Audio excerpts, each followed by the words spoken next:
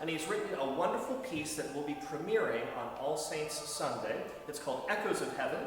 Josh, thanks so much for being here and talking about your piece. Thanks for having me, Doug. Absolutely. So, for those of you who don't know, Josh, of course, is a vocalist. He sings with this choir as well as teaches both at the university level and at the elementary school level. So you come to music from a lot of different angles. But I was wondering what got you interested in composing and putting notes from your head onto a piece of paper?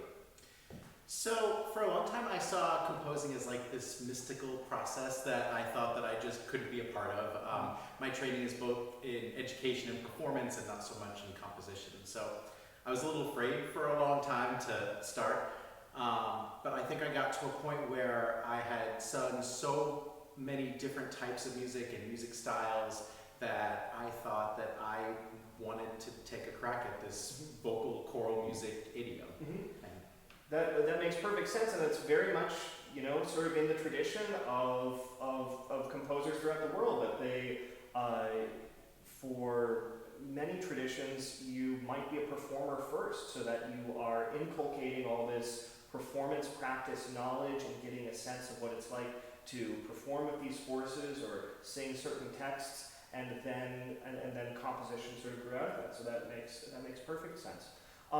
What, as a singer, particularly because you came out of that tradition, did you bring anything to this piece or to your compositions in general as a singer? Does that sort of inform how you are writing this? Sure. So as a singer, you know, we're always talking about breath management and using the breath as a tool to get all the different colors and palettes that you want out of the voice. So when I think about phrases, I'm always trying to think of how the breath is involved, and not just from the obvious standpoint of the length of the phrase, but the tessitura of the phrase, the dynamics of the phrase. How are those managed well so that breathing occurs in a way that supports that music, but also makes sense for the text that's set underneath it? Yeah. Well, let's talk about that text. What drew you to this text, Echoes of Heaven?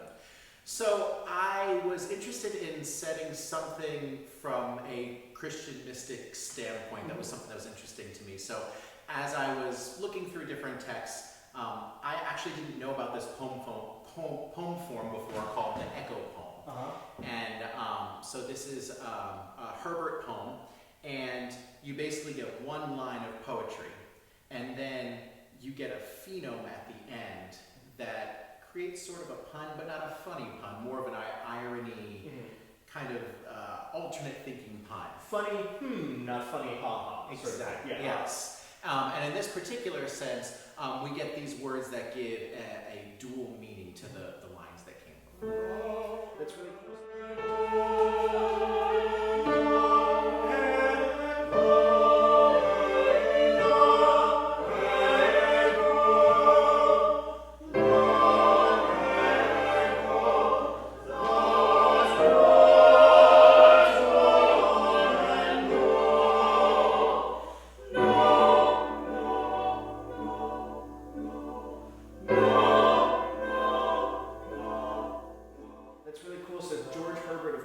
Has all these wonderful mystic poems from about the 16th century, and I think you've set these echoes really interestingly, because of course we have, as we'll hear, we'll have this length of text, and then suddenly we'll just be hearing echoes of these words that you give some really interesting harmonic colors to, and I think that's very, very successful.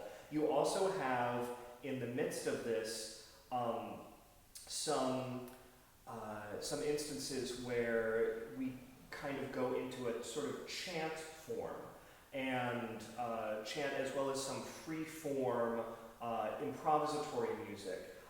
Where did that come from as you were considering the text in the form of the piece? So as I was considering this concept of echoes, I started with the more literal music things you would think of, whether it's stretching out the rhythms, playing with getting softer, playing with repeated patterns. And then my mind started going into more esoteric senses of echoes. And I started thinking about echoes reverberating through time, but not just echoing into the past, but into the future as well. So I wanted to try and marry old and new things together. So there are places where I take things that might be in a more traditional chant feel, and then move that chant to an organum, which was a harmonic style of the past, and then take that organum of stacking 1/4 and turn that into a modern chordal sort of setting of stacking the fourths on top of one another.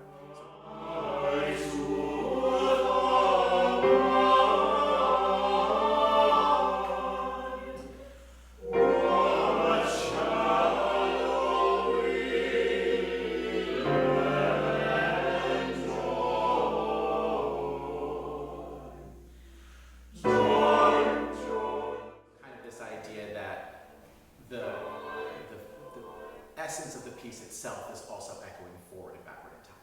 That's really cool, and I think it comes across great, and we'll be excited to premiere it this coming Sunday at when we celebrate the Feast of All Saints. Josh, thanks very much for being here and for writing the piece and for singing with us all these years. Thanks so much, Doug. Absolutely.